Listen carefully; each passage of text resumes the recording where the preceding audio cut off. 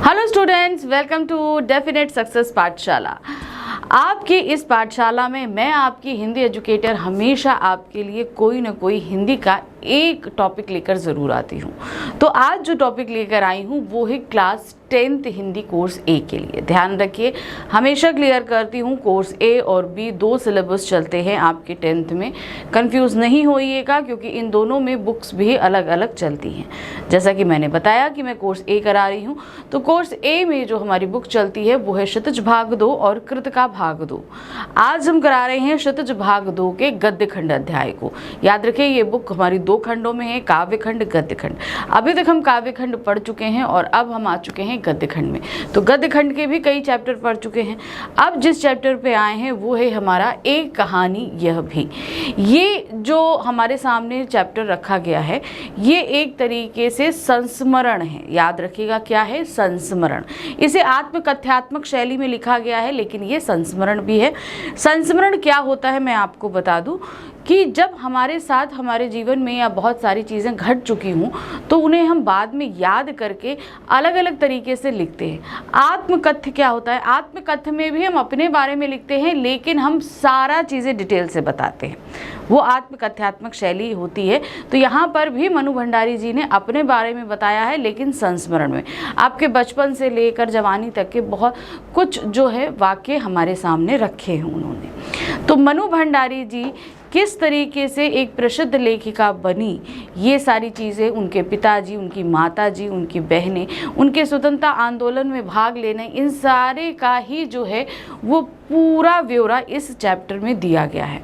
तो ध्यान रखिएगा एक चीज़ कि ये हम कर रहे हैं वन शॉट, यानी कि एक बार में हम पूरे चैप्टर को कवर कर रहे हैं। ठीक है, तो हम अगर इसको मैं सीधे से ये बोलूँगी कि आप एक बार इसको डिटेल में ज़रूर पढ़िएगा, फिर रिवीजन के लिए ये बहुत बेटर है, बेस्ट रहेगा। क्योंकि कोई चीज़ क्या होती है जो हम डिटेल में पढ़ते हैं, अच्छे से दिमाग में बैठ जाता है, फिर उसके बाद हम उसका वन शॉट भी कवर अप करते हैं। ठीक है, तो शुरू करते हैं इनकी कहानी जो मनु भंडारी जी की है। इन्होंने क्या कहा? शुरुआत में लेखिका के पिता इंदौर में रहते थे। वे संपन्न और प्रतिष्ठित होने के साथ कोमल और संवेदनशील भी थे। वे कांग्रेस के साथ साथ समाज सुधार के कार्यों से जुड़े रहते थे। तो अब यहाँ पर उन्होंने बताना शुरू किया कि जो कहानी जब ये अपने बुक में शुरू कर रही हैं तो उन्होंने अपने पिताजी से बताना शुरू किया कि पिताजी का अभी का उन्होंने स्वरूप नहीं बताया। शुरू कहाँ से कर रही हैं? जब पहले अभी जो फिलहाल जहाँ पर इन्होंने लिखना शुरू किया, सारी चीज़ें इन्होंने अपनी समझ से सारी चीज़ें देखी, वो अजमेर में था, लेकिन उससे पहले ये लोग इंदौर में रहा करते थे। तो जब इंदौर में रहते थे तो ये एक इनके पिताजी जो है इनका बिहेवियर बिल्कुल अलग था। क्यों? क्योंकि भाई उनके समय, उस समय इनके पास प्रतिष्ठा भी यानी कि प्रसिद्धि भी थी और साथ ही साथ अच्छी धन संपदा भी थी। तो वही चीज़ इन्होंने बताई कि शुरुआत में लेखिका के पिता इंदौर में रहते थे और संपन्न और प्रतिष्ठित होने के साथ कोमल और संवेदनशील भी थे। यानी कि उनका जो बिहेवियर था वो बहुत पोलाइट था, लोगों की बातों को सुनते समझते थे। कांग्रेस में कार्यरत थे। ध्यान रखिए, कांग्रेस क्या हुआ? हमारा जो पार्टी है उसमें पार्टी, भाई वो पार्टी बहुत पहले से बनी हुई है, तो उसमें कार्यरत थे। इसके अलावा समाज सुधार के कार्यों में भी एक्टिव थे कि जो भी समाज में दूसरों की मदद कर देना जैसे कार्य भी उनके पास अच्छे से वो किया करते थे। शिक्षा और समाज सेवा की उनकी विशेष रुचि को 8-10 विद्यार्थियों के सदा उनके घर रहकर पढ़ने से समझा जा सकता है। अब वो समाज सेवा और शिक्षा में किस हद तक रुचि रखते थे, ये बात हम ऐसा समझ सकते हैं कि 8-10 विद्यार्थी उनके घर में ही रहा करते थे और वहीं सारी अपनी शिक्षा ग्रहण किया करते थे। मतलब शिक्षा भी आपको फ्री में दे रहे हैं और साथ ही साथ क्या कर रहे हैं कि वो वहाँ उनके रहने, खाने पीने, हर एक चीज़ का खर्चा उठा रहे। क्योंकि जैसे बहुत सारे लोग ऐसे होते हैं जो पढ़ नहीं सकते लेकिन पढ़ने की इच्छा रखते हैं, लेकिन उनके पास इतना पैसा नहीं कि वो पढ़ सके। तो ऐसे विद्यार्थियों को वो अपने घर पर रखकर पढ़ाया भी करते थे और उनके जो है खाने पीने का भी खर्चा उठाया करते थे, क्योंकि उस समय वो काफ़ी रिच पर्सन थे, हम ये कह सकते हैं। एक बार किसी करीबी व्यक्ति के धोखा दिए जाने पर वे आर्थिक मुसीबत में फंसकर अजमेर आ गए। अब क्या हुआ कि भाई चूंकि वो काफ़ी अच्छा उनका मान सम्मान तो था ही था और साथ ही उनके पास पैसा भी अच्छा था, लेकिन अब कहते हैं ना कि भाई किस्मत का खेल है, उनके एक करीबी ने उन्हें बहुत धोखा दिया, और वो भी कैसा धोखा दिया, आर्थिक धोखा दिया, यानी कि उनकी पैसा, ये सारी चीज़ें उन सब का गमन कर लिया। तो अब इनके पास पैसा नहीं रहा, सारी चीज़ें, तो अब इनको जो है इंदौर छोड़ के अजमेर आना पड़ा, क्योंकि अब जो कहते हैं ना, जो पर्सनालिटी वो वहाँ जी रहे थे, अब उससे लोअर पर्सनालिटी में वो वहाँ आना नहीं चाहते थे।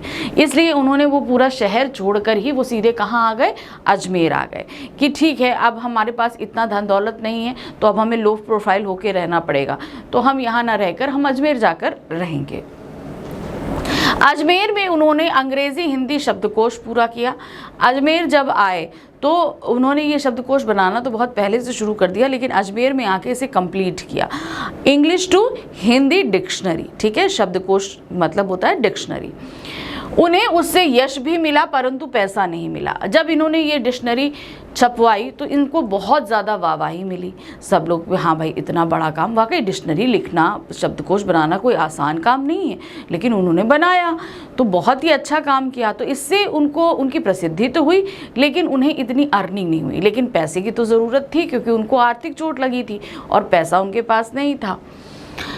इस कारण उनकी सकारात्मकता घटती चली गई और वे सदा के लिए बेहद क्रोधी, शक्की, जिद्दी और अहंवादी हो गए। अब क्या हुआ, उन्हें पैसा नहीं मिला, तो एक होता है ना, काम करने के लिए कोई मोटिवेशन चाहिए होता है, और ख़ास तौर से हमें जिस चीज़ की ज़रूरत होती है और काम करने से हमारी वो नीड पूरी होती है, तो हम पॉजिटिव रहते हैं। तो ये चीज़ उन्होंने सोचा कि हम शब्दकोश बनाएंगे तो हमें पैसा भी मिलेगा जो हमारी ज़रूरत को पूरा करेगा, लेकिन उनको वो उतना पैसा मिला नहीं। तो जो हमारी एक्सपेक्टेशन थी, जब हम उस काम से सेटिस्फाई नहीं हो जाते, तो हमें वो काम से क्या होता है कि हमारे बिहेवियर में चेंज आने लगता है, तो उस व्यक्ति के प्रति में। तो वही चीज़ हुआ, उनके बिहेवियर में अब चेंजेस आए। जहां वो पहले कोमल और संवेदनशील थे, अब वो वहीं पर क्या हो चुके थे, बहुत ज़्यादा क्रोधी, गुस्से वाले, दूसरों पर शक करना, जिद करना और अहंकार, अपने अहंकार, क्योंकि उनके अहंकार पर चोट लग चुकी थी, क्योंकि उनके करीबी ने उनको धोखा दिया था।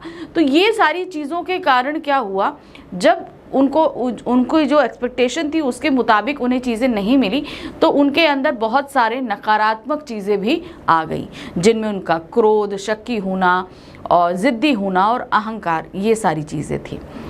मनु भंडारी का जन्म मध्य प्रदेश के भानपुरा गांव में हुआ था। तो अब ध्यान रखिए कहां पर हुआ था। अब मनु भंडारी, अब पहले पिताजी के बारे में बता दिया, अब अपने बारे में बता रही है। तो मध्य प्रदेश के भानपुरा गांव में उनका जन्म हुआ था, परंतु उनकी यादों का सिलसिला शुरू होता है अजमेर के ब्रह्मपुरी मोहल्ले के एक 2 मंजिला मकान से। अब बच्चे का जन्म जो होता है, तब से वो बचपन से, मतलब हम कहते हैं 5-6 साल तक की उसकी यादें इतनी नहीं रहती हैं। उसके बाद जो उसका जीवन शुरू होता है, तो काफ़ी, मतलब हम काफ़ी एज हो जाता है, तब तक हमें ये सारी चीज़ें याद रहती हैं। तो जो उनकी यादों का सिलसिला, यानी कि उन्हें अपने बचपन की जो चीज़ें याद है, वो याद है उन्हें अजमेर से। कहाँ से याद है, जब वो अजमेर थी, अजमेर के ब्रह्मपुरी इलाके, ध्यान रखिएगा, ब्रह्मपुरी मोहल्ले में रहती थी, और 2 मंजिला मकान था वो, मतलब डबल स्टोरी। जिस तरीके से आज आप समझ लो कि जो डुप्लेक्स मकान होते हैं, 2 मंजिला होते हैं, उसी तरीके से उस मकान की ऊपरी मंजिल पर लेखिका के पिताजी या तो कुछ पढ़ते रहते या डिक्टेशन देते रहते। तो अब यहाँ पर क्या था कि उनके ऊपरी जो मकान था, मकान की जो फर्स्ट फ्लोर था, एक ग्राउंड फ्लोर एक फर्स्ट फ्लोर, तो फर्स्ट फ्लोर पे उनके पिताजी रहते थे, या तो वो हमेशा वहीं रहते, उनके सारे काम वो वहीं करते थे। तो वहाँ वो ज़्यादातर क्या काम किया करते थे, या तो वो पढ़ते रहते थे या फिर वो कुछ डिक्टेशन देते रहते थे, मतलब उनका कोई होगा जो लिखता होगा उस डिक्टेशन को। नीचे लेखिका, उनके भाई बहन और माँ रहती थी। अब पिताजी का चूंकि स्वभाव थोड़ा बदल चुका था, इसलिए ज़्यादातर लोग उनसे लगते नहीं थे, वो अपने काम में ही मगन रहते थे। और बाकी पूरा परिवार कहाँ रहता था, नीचे की मंजिल में, जिसमें माँ, मनु और उनके भाई और बहन रहते थे। 5 भाई बहनों में वे सबसे छोटी थी। कितने, 5 भाई बहन थे वो, और उनमें सबसे छोटी मनु थी। माँ अनपढ़ थी, परंतु बच्चों की इच्छा और पति की आज्ञा का पालन करने में जुटी रहती थी। माँ अनपढ़ थी, माँ पढ़ना लिखना नहीं जानती थी, लेकिन पति जो कुछ कहते उनकी सारी बातों को मानना, बच्चों की जो इच्छा होती उनको सबको पूरा करना, ये अपना वो परम धर्म समझती थी। तो इसीलिए आगे क्वेश्चंस भी आएंगे आपको, क्योंकि उनकी अपनी कोई इच्छा नहीं रहती थी। माँ का अगर हम देखें स्वरूप तो उसमें बताया कि उनका पूरा जीवन जो है वो पति और बच्चों के इर्द गिर्द घूमता था। उनकी अपना कोई व्यक्तित्व वो नहीं बना पाई, मतलब अपनी कोई आइडेंटिफिकेशन नहीं बना पाई। जो दूसरा कहे वो वही कहे, अपनी कोई मर्जी नहीं है। तो उनका एक व्यक्तित्व ना बन पाने की वजह से अपनी माँ का प्रभाव मनु पे ज़्यादा नहीं रहा। मनु जो है वो माँ के लिए सहानुभूति तो रखती थी, लेकिन उन्हें अपना आदर्श नहीं बना पाई थी। लेखिका 5 भाई बहनों में सबसे छोटी थी। वह अपने से 2 साल बड़ी बहन सुशीला के साथ घर के आंगन में बचपन के सारे खेल जैसे सतोलिया, लंगड़ी टांग, पकड़म पकड़ाई आदि खेला करती थी। तो अब क्या था, 5 भाई बहनों में वो सबसे छोटी थी, लेकिन अपने से 2 साल बड़ी जो उनकी बहन थी सुशीला, उसके साथ उन्हें याद है कि वो बहुत सारे गेम खेला करती थी। तो जाहिर है कि सुशीला 4थे नंबर की थी, ये 5वें में थी। तो इस तरीके से क्या हुआ कि इन दोनों का, तो इसमें जो उन्होंने खेल खेले वो भी ध्यान दिए। सतोलिया क्या होता, सतोलिया जिसको सिकड़ी भी कहते हैं, हौश पौश भी आप लोग कहते हैं, वो चीज़ होती थी जो उस पे फर्श पे जो है बनाया जाता है और उसमें बच्चे कूद कूद के खेलते हैं, उसको सतोलिया कहते हैं। लंगड़ी टांग जिसे हम बोलते हैं, पकड़म पकड़ाई आदि खेलती थी। गुड़ियों के ब्याह भी रचाती थी, जैसे लड़कियों का खेल होता है, डॉल से खेलती हैं, तो डॉल्स की शादी करना, ये सारी चीज़ें गुड़ियों का काम उससे साथ खेलती थी। भाइयों के साथ गिल्ली डंडा भी खेला और पतंगे भी उड़ाई। तो बहनों के साथ जहाँ ये खेला, वहीं भाई लड़कों के जो गेम होते थे, मनु ने उनको भी उनके साथ खेल, जिसमें उनका गेम क्या रहता था, गिल्ली डंडा और पतंग उड़ाना, ये दोनों भी मनु ने किए हैं। उन दिनों घर की सीमा पूरे मोहल्ले तक होती थी। कुछ घर तो परिवार के हिस्से माने जाते थे, इस कारण उनमें जाने की मनाही नहीं थी। तो अब इन्होंने जो ये वर्ड बोला है, ध्यान दीजिएगा, उन दिनों घर की सीमा पूरे मोहल्ले तक होती थी। तो घर की पूरी सीमा पूरे मोहल्ले तक होने का तात्पर्य ये था कि घर के आस पड़ोस, मतलब जैसे हमारा घर होता है, ये बाउंड्री वॉल खत्म, अब इसके बाहर आपको नहीं जाना, और जाना है तो परमिशन लेके जाना है। तो यहाँ पर घर पूरा मोहल्ला घर ही होने का तात्पर्य ये था कि हमें अगर पड़ोस में जाना है तो हमें परमिशन नहीं लेनी है। उनके यहाँ कुछ खा लो तो घर में कुछ डांट नहीं पड़ेगी, या उनका कोई घर में आ गया, खा लिया, बैठा है कोई, इस चीज़ का कोई भी रोक टोक नहीं थी। जैसे हम लोग के पड़ोसी आते हैं, भाभी जी आप फ्री हैं, थोड़ी देर बैठ जाएं, इस तरीके से होता है, हाँ बेटा क्या कर रहे हो। लेकिन वहाँ क्या होता था, वो जब मर्जी आए तब चले आए, पूछना नहीं है, कुछ नहीं है, आराम से हम लोग भी उनके यहाँ जा रहे हैं, दोपहर का खाना उनके यहाँ हो गया या हमारे यहाँ हो गया, शाम की चाय वहाँ हो गई, तो इस तरीके से होता था। तो घर पूरा मोहल्ले में ही आने जाने की कोई मनाही नहीं हुआ करती थी। कुछ घर तो परिवार के हिस्से माने जाते थे। जैसे मैंने कहा, परिवार का हिस्सा यानी कि एक ही घर में जब बहुत सारे लोग रहते हों तो उस तरीके से होता था कि आराम से उनके यहाँ जाइए, वो लोग यहाँ आए, कोई रोक टोक नहीं, इस कारण उनमें जाने की मनाही नहीं थी। लेखिका बताती है, आज महानगरों के फ्लैटों में रहने वाले लोगों का जीवन कितना संकुचित और असहाय हो गया है। तो फ्लैट्स में जो लोग रहते हैं उनका जीवन बहुत संकुचित और असहाय हो गया। इसका तात्पर्य ये है कि जब हम फ्लैट्स में रहते हैं तो हमारे बगल में, आस पड़ोस में हमारा हाय हेलो तो है, लेकिन क्या हो रहा है क्या नहीं हो रहा है इससे हमारा कोई भी ये राब्ता नहीं रहता। हम लोग सेल्फ सेंटर्ड हो गए, पहले अपने बारे में सोच रहे, आस पड़ोस में हो रहा है ठीक है, ठीक हो, उससे कोई मतलब नहीं है। तो मतलब हम अपने परिवार में ही हैं, हमारे आस पड़ोस में क्या हो रहा है, मतलब एक तरीके से हमारी सोशल लाइफ जो है वो धीरे धीरे खत्म होती जा रही है, क्योंकि हम अपने आस पड़ोस से ज़्यादा संबंध बनाकर ही नहीं रखना चाहते हैं। ऑफिस जाओ, ऑफिस से घर आओ, घर में रहो, जो करना है करो, सुबह फिर जाओ, अरे आस पड़ोस में कोई लोग रह रहे हैं, उनका हाय हेलो करना, ये सारी चीज़ें करना, हमने कुछ इस बारे में सोचा ही नहीं। तो इसीलिए उन्होंने बोला कि संकुचित हो गया, अर्थात हम सिर्फ अपने घर तक ही सोच रहे हैं। और असहाय इसलिए है क्योंकि अगर भाई हमारे ऊपर अगर कोई विपत्ति आती है तो सबसे पहले हमारा पड़ोसी ही हमारे काम आएगा, हमारे रिश्तेदार तो बहुत दूर रहते हैं। तो वही चीज़ है कि जब हमें मुसीबत पड़ी तो वो लोग है ही नहीं हमारी हेल्प करने के लिए, क्योंकि हमने उनसे ज़्यादा संबंध रखा ही नहीं, इसलिए मुसीबत के समय हम असहाय हो जाते हैं। बचपन में घर के पड़ोस की संस्कृति ने उन्हें इतना प्रभावित किया कि उससे अपनी आरंभिक कहानियां उन्हीं पर लिखी। वर्तमान शहरी जीवन में पड़ोस की कमी उन्हें दुखी और चिंतित बनाती है। तो मतलब उनके आस पड़ोस के लोगों से, उनके बिहेवियर से, उनके साथ जो उनके संबंध रहे, लेखिका इतना ज़्यादा प्रभावित रही कि उन्होंने जब कहानियाँ लिखनी शुरू करी, खास तौर से उनकी शुरुआती कहानियाँ, उन्होंने उनमें अपने मोहल्ले के कैरेक्टर्स को ही लिया। जो लोग आसपास जिनसे वो प्रभावित रहते थे, उन्हीं लोगों को उन्होंने लिया और उस कहानी को उनके नामों से या उनके व्यक्तित्व से आगे बढ़ाया। वर्तमान शहरी जीवन में पड़ोस की कमी उन्हें दुखी और चिंतित करती है। आज के समय जहाँ पर जब ये कहानी ये लिख रही है, जब ये संस्मरण उन्होंने लिखा है, तो आज के समय वो अपने उस कल्चर को मिस कर रही हैं, क्योंकि अभी वो जहाँ रह रही हैं और जहाँ पर रहकर उन्होंने संस्मरण को लिखा, वो बहुत मिस करती हैं इस कल्चर को, जिस कल्चर को वो शुरू से उन्होंने जिया था, उस पड़ोस कल्चर को, तो उसको वो बहुत ज़्यादा मिस कर रही हैं। लेखिका बताती है कि पिताजी के व्यक्तित्व की अनेक विशेषताएं उनमें भी आ गईं। लेखिका बचपन में मरियल और दुबली पतली थी। पिता के द्वारा उससे बड़ी बहन सुशीला गोरेपन और सुंदरता की प्रशंसा ने उन्हें हीन भावना से ग्रसित कर दिया। तो अब ये क्या था कि आज जब वो बैठ के सारी चीज़ें सोचती हैं और अपने आप को एनालाइज करती हैं, तो वो ये देखती हैं कि पिता के बहुत सारे व्यक्तित्व की जो अच्छाइयाँ थीं, यानी कि सकारात्मक और नकारात्मक दोनों ही गुण उनके अंदर अच्छे से आए हैं। तो इसी को एक वाकया याद करते हुए बताती हैं कि उनके अंदर जो ये शक्कीपन आया, उसका सबसे बड़ा कारण ये था कि जब वो छोटी थी तो वो बहुत दुबली सी, सांवला रंग, मरियल सी, दुबली पतली सी थी। तो जबकि उनकी जो बड़ी बहन थी सुशीला, वो देखने में भी सुंदर, गोरी और स्वस्थ थी। तो पिता क्या करते थे, हमेशा इन दो बहनों में कंपेयर करते थे।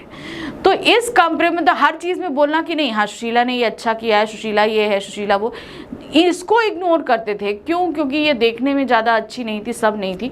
तो इस कारण से इनके अंदर एक हीन भावना पैदा हुई।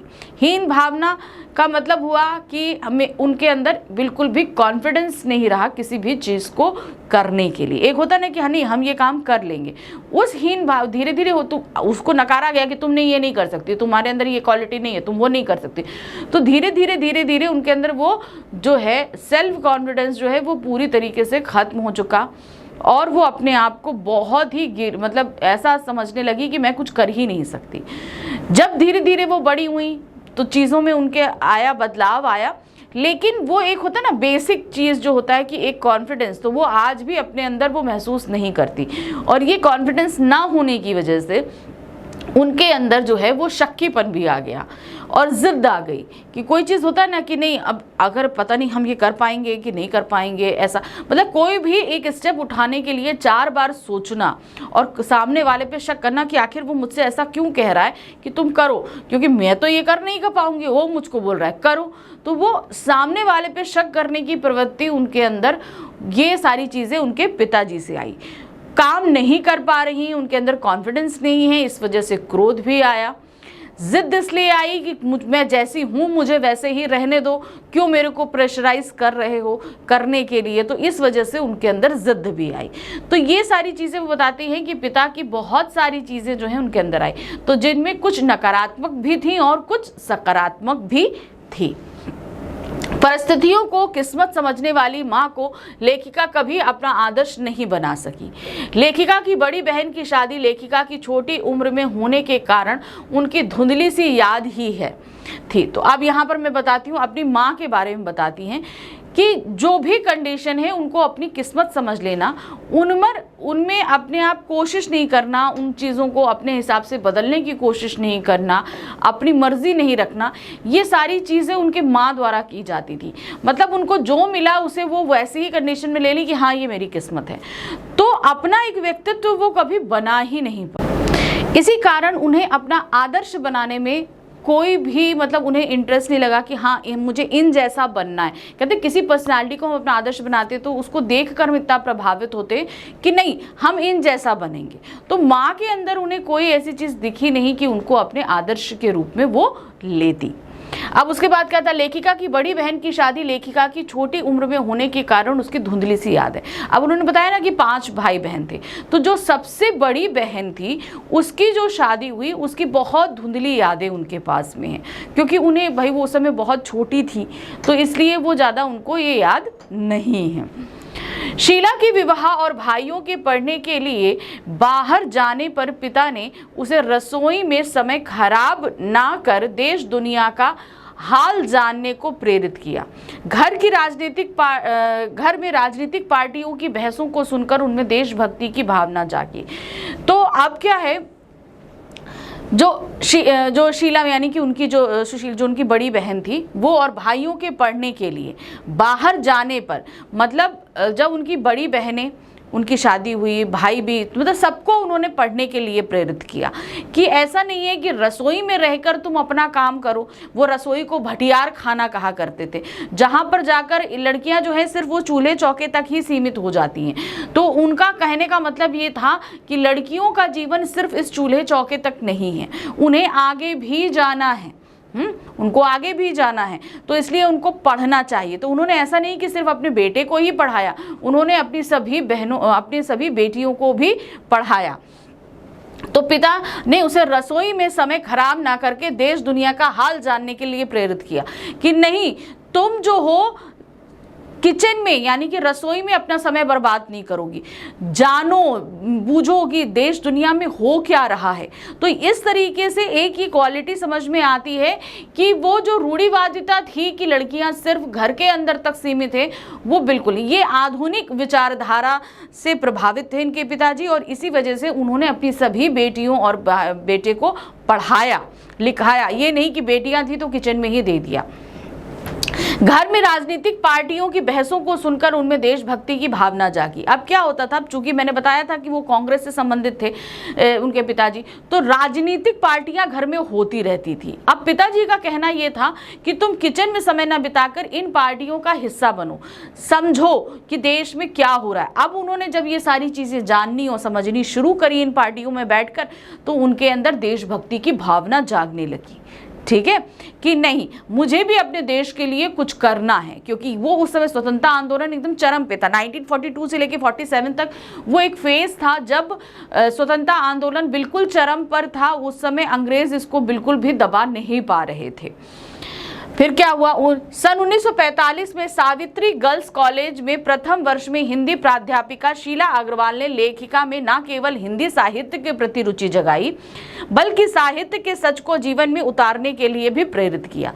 अब क्या हुआ, अब उन्होंने अपनी पढ़ाई स्कूल तक कंप्लीट करी, कॉलेज में आई। कॉलेज में कब आई, 1945 में। 1945 में उन्होंने कहा सावित्री गर्ल्स कॉलेज में जो है प्रथम वर्ष, बीए प्रथम वर्ष में उनकी प्राध्यापिका हिंदी की रही, यानी कि प्रोफेसर रही शीला अग्रवाल। तो वो हिंदी साहित्य के प्रति उन्होंने उन्होंने बहुत सारी जो है साहित्य मनु को दिए पढ़ने के लिए, और उसमें जो लोग थे यानी कि जिनसे संबंधित वो साहित्य था, उनके व्यक्तित्व को समझने और उस व्यक्तित्व को अपने अंदर उतारने के लिए प्रेरित किया। तो इस तरीके से जो है शीला अग्रवाल जी ने उनके अंदर साहित्य के प्रति प्रेम बढ़ाया, ताकि वो आगे चल, भाई साहित्य के प्रति प्रेम बढ़ा तभी तो वो आगे चलकर इतनी अच्छी लेखिका बनी। तो शीला अग्रवाल का श्रेय इस बात पर बहुत जाता है। सन 1946-47 के दिनों में लेखिका के घर से बाहर निकलकर देश सेवा सक्रिय भूमिका निभाई। अब क्या हुआ कि शीला अग्रवाल जी ने प्रथम वर्ष से लेकर तृतीय वर्ष यानी कि 45, 46, 47 ये 3 साल शीला अग्रवाल के संपर्क में रही हमारी लेखिका, जिसमें उनके अंदर साहित्य की रुचि तो बढ़ी, लेकिन शीला अग्रवाल जो है वो एक प्रबुद्ध बुद्धि वाली जो है वो इस महिला थी। तो वो एक तरीके से स्वतंत्रता आंदोलन में भी सक्रिय थी। तो उनसे प्रेरणा लेकर हमारी जो लेखिका हैं वो भी स्वतंत्रता आंदोलन में उतर आई। उन्होंने सिर्फ घर के अंदर राजनीतिक पार्टियों में ही भाग नहीं लिया, बाहर आकर जुलूस निकालना, धरना करना, ये सारी चीजें भी उन्होंने करी। किसने, हमारी लेखिका ने। हड़तालों, जुलूसों और भाषणों में भाग लेने से छात्राएं भी प्रभावित होकर कॉलेजों का बहिष्कार करने लगी। अब क्या हुआ हमारी मनु जो है जब इन सब चीजों में सक्रिय हो गई, तो उनको उन्होंने ये सारा कार्यक्रम कॉलेज में भी चलाया। उनके भाषणों से, इन सब से जो है लड़कियां बहुत प्रभावित होती और कॉलेज में जो है कक्षाएं छोड़कर वो उनकी एक आवाज़ में बाहर आ जाती, हड़ताल करने लगती, जुलूस निकालने लगती।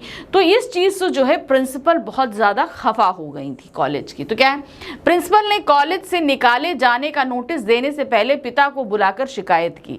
तो वे क्रोधित होने के बदले लेखिका को नेतृत्व शक्ति देखकर गदगद हो गए। अब क्या हुआ, प्रिंसिपल इस चीज से बहुत खफा हो गई। तो उन्होंने कहा कि भाई इस लड़की को, अब उनको ये पता था कि मनु भंडारी और शीला अग्रवाल ये दोनों लोग जो हैं वो और उनके शीला क्या कहते हैं मनु भंडारी की कुछ सहेलियां और ये सभी जो है ना कॉलेज का माहौल खराब कर रही हैं।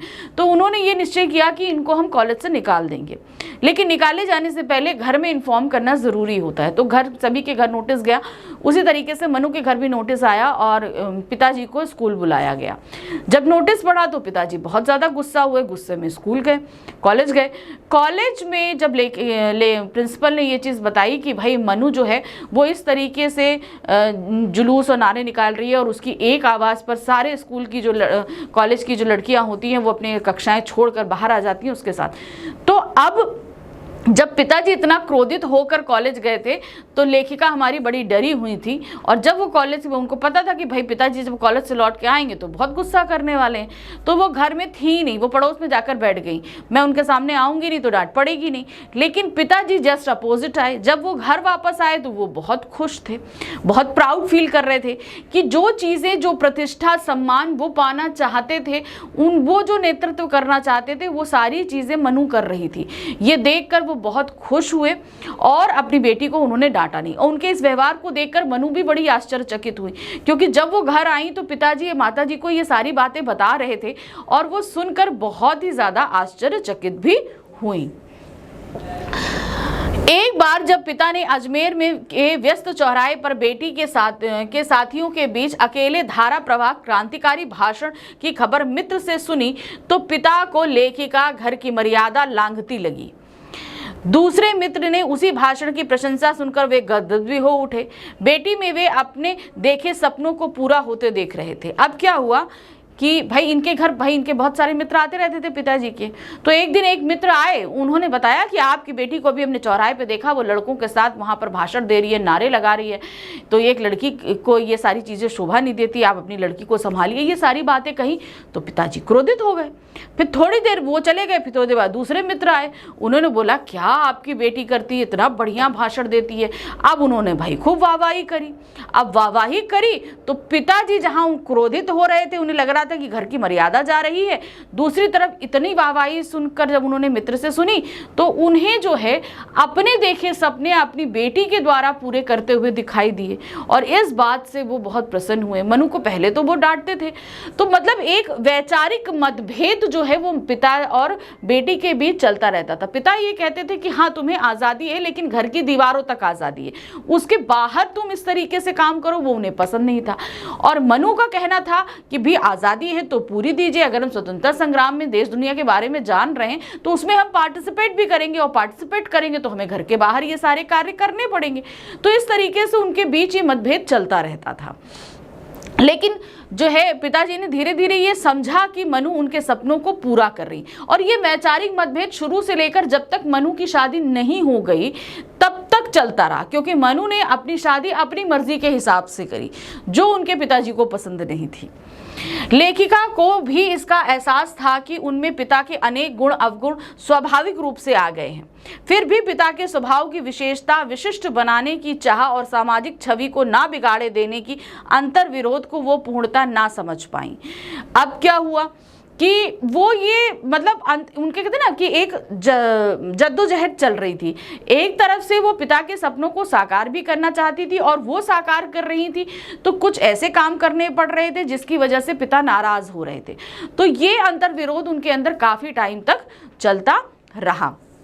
अब अच्छा ये भी हुआ, जब कॉलेज में ये सारी घटना घटी थी ना, तो उसके बाद पिताजी आ गए, उसके बाद इन लोगों को निलंबित कर दिया गया था, लेखिका को और जो हमारी मनु भंडारी हैं उनको, उनकी प्राध्यापिका शीला अग्रवाल और लेखिका की कुछ मित्रों को निकाल दिया गया, स्कूल में आने से प्रतिबंधित कर दिया गया और 3rd ईयर की क्लासेस ही शट डाउन कर दी गई। लेकिन भाई लेखिका और उनके मित्रों ने खूब हुड़दंग किया और आखिरकार उन्हें दोबारा जो है वो 3rd ईयर की क्लासेस शुरू करनी पड़ी।